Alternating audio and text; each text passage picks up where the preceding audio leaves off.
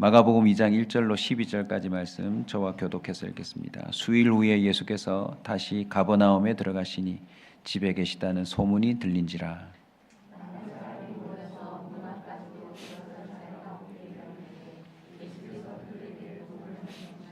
사람들이 한 중풍병자를 네 사람에게 메워 가지고 예수께로 올세.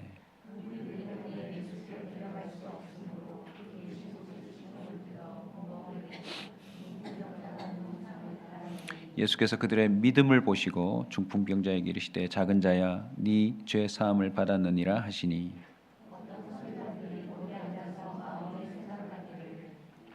이 사람이 어찌 이렇게 말하는가 신성모독이로다. 오직 하나님 한 분 외에는 누가 능히 죄를 사하겠느냐.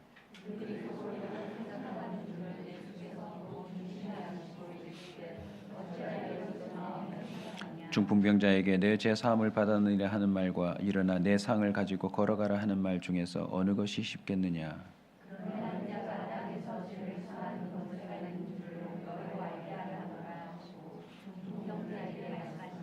내가 내게 이르노니 일어나 네 상을 가지고 집으로 가라 하시니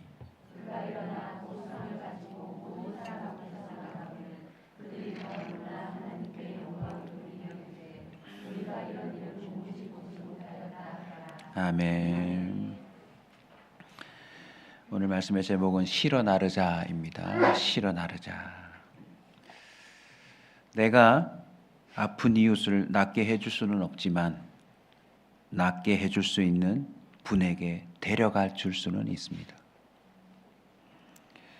하지만 이것도 쉬운 일이 아니죠. 뚫고 지나가야 할 장애물이 참 많습니다. 어떻게 거기까지 갈 것인가? 그 많은 사람들을 어떻게 뚫을 것인가?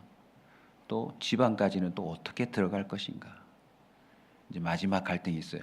이걸 누가 할 것인가?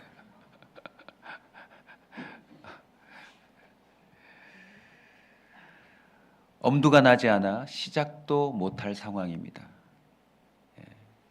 저도 말씀을 준비하면서 마음에 탁 들어오는 표현이 뭐냐면 오늘 본문에 들어설 자리가 없게 되었는데, 여러분 설 자리가 안 보이는데 누가 발걸음을 떼겠어요? 아무리 맛있는 식당이라 해도 딱 거기까지 갔는데 내가 설 자리가 없다 그러면 돌아서기 쉽잖아요. 여러분 교회 하나님께 예배하러 왔는데도 그 본당 안에 딱 들어가는 순간 내 설 자리가 단 한 자리도 없다 그러면 복도에라도 앉으시겠어요? 아니면 돌아 나오시겠어요? 야, 설 자리가 없는 거 참 마음을 어렵게 하는 장애물입니다. 아무리 내 집이라 할지라도 정서적으로도 집에 내가 설 자리가 없다 이러면 집에 들어가기 싫잖아요.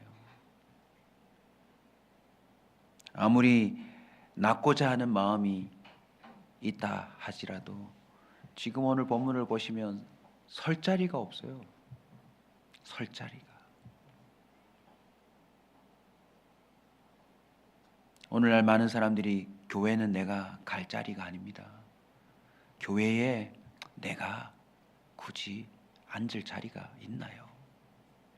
다양한 이유로 자신의 설 자리가 없다고 생각하는 사람 참 많습니다.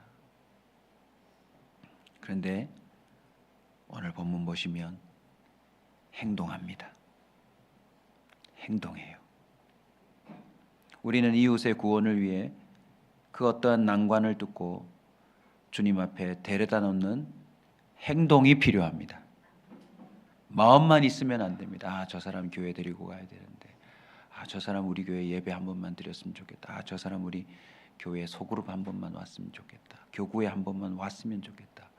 여러분 마음만 있는 건 의미가 없어요. 행동이 필요합니다. 오늘 이 네 사람을 다시 한번 묵상하면서 우리 교회 앞으로 이런 부서가 생겨났으면 좋겠다. 혹시 성령이 강하게 감동 주시면 우리 블랙리스트가 만들어진 것처럼 앞으로 우리 교회 이런 부서가 만들어졌으면 좋겠습니다. 병원이 아닌 구원을 향해 달려가는 119.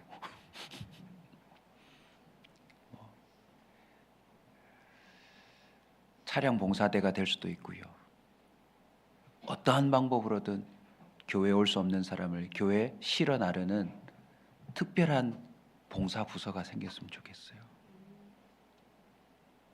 그래서 그 사람들은 누가 교회에 오고 싶어 한다, 조금이라도 교회에 와야 한다라는 이유가 있는 사람을 어떻게든 4인 1조로 가든 2인 1조로 가든 그분을 찾아가 교회로 데려다 놓는 그 일을 하는 부서가 있기를 소원합니다. 아마 그런 비전을 품는 사람에게는 하나님이 모든 걸 공급하지 않을까요? 45인승 버스도 주실 줄 믿습니다. 비행기도 주실 줄 믿습니다. 헬기도 주실 줄 믿습니다. 오늘의 주인공에 해당하는 중풍병자를 보십시다. 그 상태가 어떠한지는 모르겠지만 분명한 사실은 혼자서 여기까지 올 수 없는 형편인가 봐요. 중풍이라 하면 사실상 마비 증세 아닙니까? 자신의 몸에 붙어 있는 팔다리도 스스로 움직일 수 없는 상태. 마음은 있지만 몸이 따르지 않는 상태. 실제적으로 중풍병이 걸린 사람들도 그러하지만 오늘날 저와 여러분의 이웃들 중에요, 마음은 교회 가고 싶은데 몸이 전혀 움직여지지 않는 마비된 자들이 참 많습니다. 교회 오겠다 했는데 당일날 아침에 움직여지질 않아요. 다행스러운 것은 오늘 이 중풍병자는 그래도 마음은 있는 것 같아요.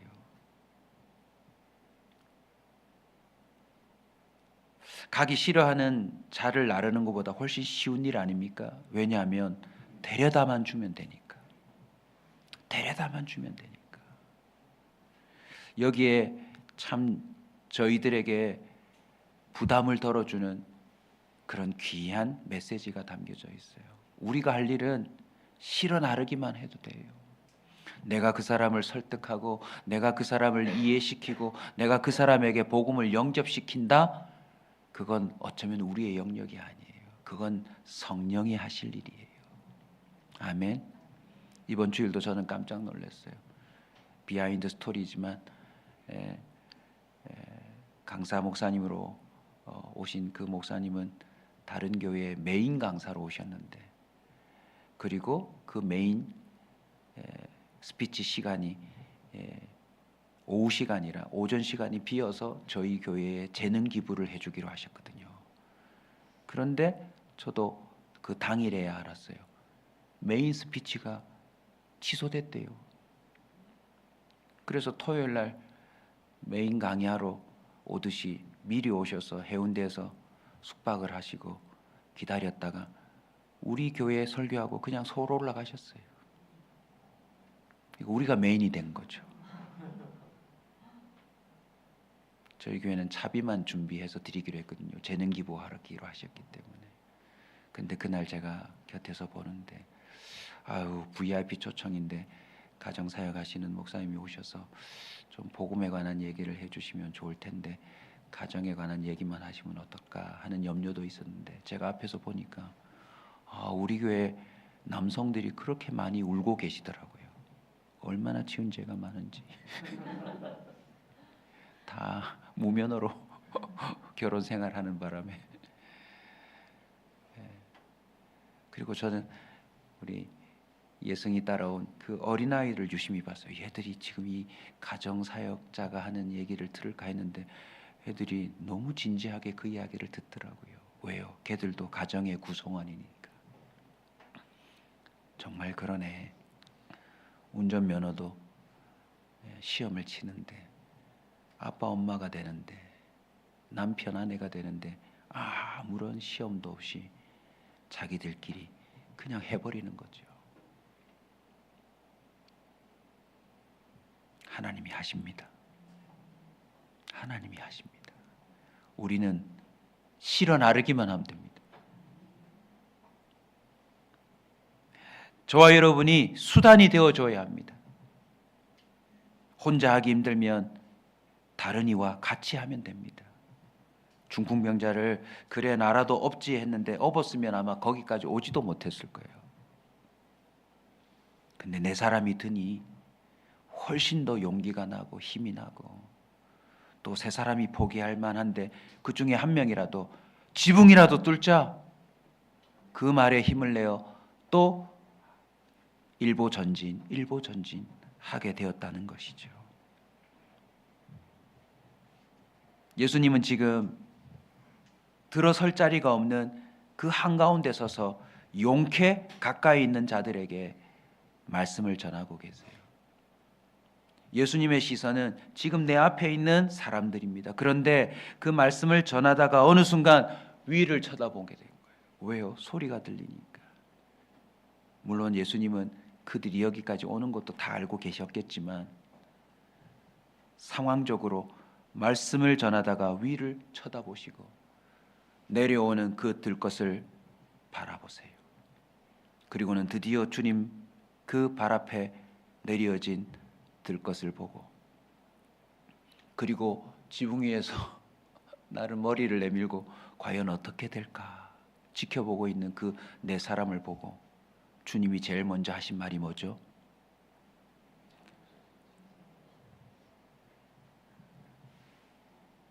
내려오는 그 중풍병자를 본기보다도 그들의 믿음을 보셨다라고 표현해 주고 계세요. 이 얼마나 특별한 메시지입니까? 실어 나르고자 하는 자의 믿음을 보셨다. 자, 긴장되는 순간입니다. 그들의 믿음을 보시고 중풍병자에게 이르시되 일어나라! 라고 바로 말씀하셔야 돼요.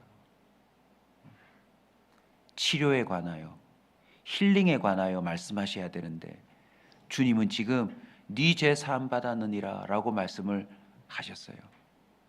지붕 뚫어놓고 아주 긴장하고 있는 그 네 사람은 실망했을지도 몰라요.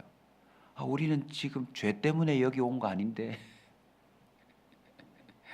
치료받으러 왔는데 주님이 왜 자꾸 이 말을 하시지? 그 첫 마디에 이 네 사람이 실망했을지도 몰라요. 그런데 여러분, 오늘 본문의 내용을 유심히 보시면 인자가 땅에서 죄를 사하는 권세가 있는 줄 너희로 알게 하려 하노라. 주님은요, 근본적인 문제를 해결해 주세요. 그래서 우린 실어 날라야 돼요. 아멘. 시집장가 못 가는 사람이 있으면 우리 온사 커뮤니티 교회 참 괜찮은 자매와 형제가 많다고 얘기해 주세요. 네, 배명옥 자매 참 찬양인도 잘한다고 너무너무 귀한 자매라고 네, 오래도록 신랑을 기다리고 있다고 네. 그렇게 실어 날랐는데 배우자 구하러 왔다가 그의 근본적인 문제가 해결되는 거예요. 아멘.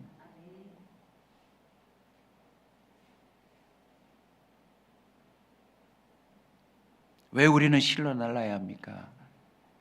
그 잠깐의 필요, 그 잠깐의 회복, 그 잠깐의 기쁨과 즐거움이 아니라 그 사람의 근본적인 문제가 해결되기 때문에 우리는 실어 날라야 합니다.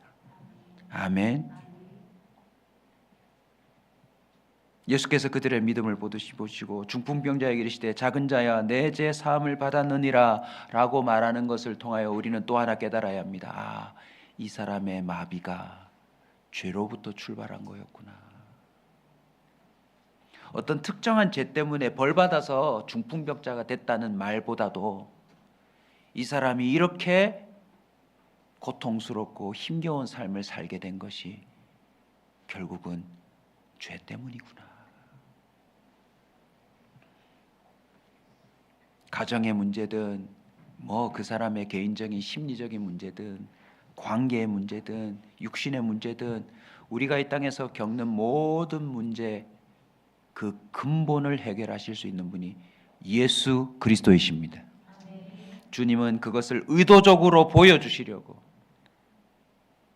이 사건을 성경에 기록하신 것입니다. 자, 오늘 본문의 결론이 무엇입니까? 자신의 힘으로는 설 자리가 없었던 인생이 이 네 사람의 믿음 있는 행동을 통하여 설 자리가 만들어졌고, 거기서 벌떡 일어서서 예수 그리스도가 메시아 되심을 증명하는 강력한 증거로 딱 섰죠. 그런데 여러분, 중풍병자만 일어섰습니까? 이들을 실어 나른 그 네 명도요 믿음으로 일어선 게 틀림없어요. 집에 갈 때는 이제 5명이 어깨동무하고 가지 않았을까요? 야, 우리 너 병만 고치면 될 줄 알았는데, 야, 우리 모두 예수님의 그 죄 사함의 권세를 우리는 함께 목격했어.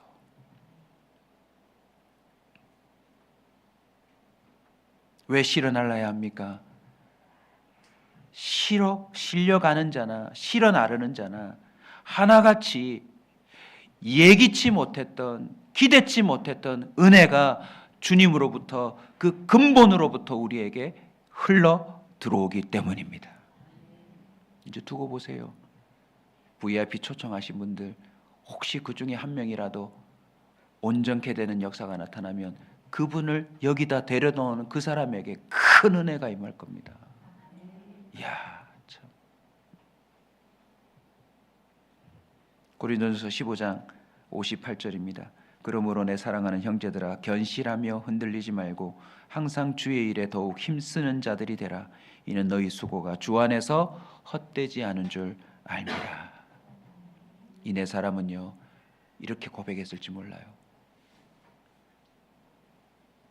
중풍병자인 너를 실어 나르려고 내가 헌신한 줄 알았는데 사실은 주님이 나의 죄를 해결하시려 네 들 것을 들게 하신 것 같아.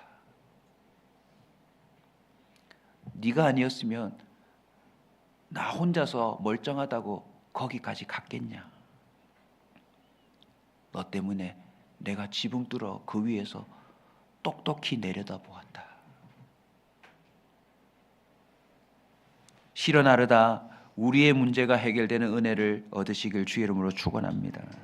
다니엘서 12장 3절입니다. 지혜 있는 자는 궁창의 빛과 같이 빛날 것이요 많은 사람을 옳은 대로 돌아오게 하는 자는 별과 같이 영원토록 빛나리라. 아멘. 제가 우리 교회 성도들과 함께 신앙생활하면서 누리는 참 많은 복들이 있는데 그 중에 하나가 뭔지 아세요? 여러분이 은혜 받고 성장하는 모습으로 고백할 때마다 제가 또 성장해요. 이야, 참, 저분이 저런 고백을 하는 분이 아니었는데 어떻게 저런 고백을 하지?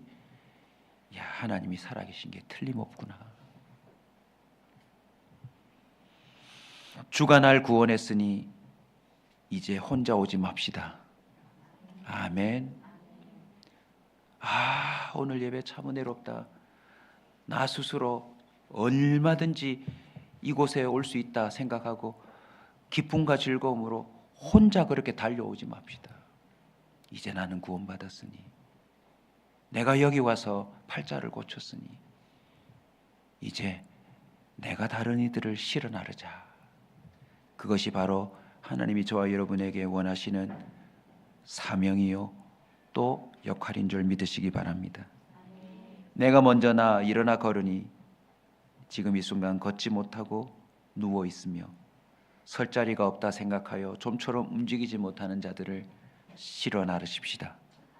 구원을 향해 달리는 119 대원, 그것이 우리 온사 성도들에게 주어진 사명이라는 것을 기억하시고 매주마다 들어올 때 실려왔는데 나갈 때 함께 뛰고 걸으며 찬양하며 나가는 그런 기적이 있는 교회, 기적이 있는 가정, 기적이 있는 인생 되시길 주의 이름으로 축원합니다. 우리 다 함께 찬송하며 나아가십시다. 익은 곡식 거둘 자가 박수 치면서 합시다. 익은 곡식 거둘 자가 없는 이때에 누가 가서 거둘까? 내가 어찌 게을러서 앉아 있을까? 어서 가서 밭을 보내주소서.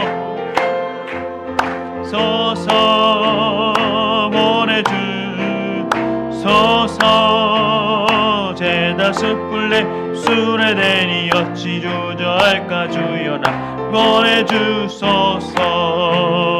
주가 두루 다니시며 일꾼 부르나 따르는 자 적도다. 보라 주의 사랑하는 익은 곡식을 어서 거두러 가자. 보내주소서.